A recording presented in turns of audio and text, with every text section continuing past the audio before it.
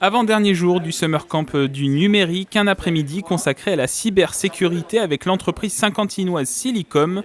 Au programme, un exercice d'application avec cet objectif, s'introduire et prendre le contrôle d'un autre ordinateur présent sur un réseau.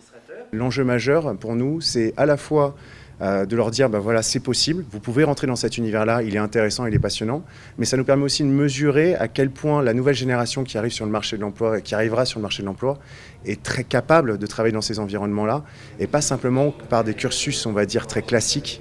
Il y a déjà une connaissance forte de ces enjeux du numérique, parce qu'ils vivent dedans, et ils sont bien plus près que nous l'étions à notre époque. Retour à la pépinière d'entreprise Promopole pour le dernier jour du Summer Camp. Le moment de faire un bilan des 10 jours d'initiation à différents métiers du numérique, en présentiel et en visioconférence. Les 59 jeunes de 16 à 25 ans ont acquis de l'expérience, chacun dans leur domaine. J'ai appris en fait que la cybersécurité, c'était pas que du script, etc. Il y avait aussi pas mal de décryptage. Pour moi, c'était vraiment le fait de hacker ou autre chose. Et franchement, non, c'est vraiment du codage, c'est très précis. Tout simplement au niveau d'un langage qui s'appelle JavaScript. Je n'avais que quelques bases, mais du coup avec ce stage entre guillemets, c'est vraiment, ça m'a vraiment permis d'élargir également cette option.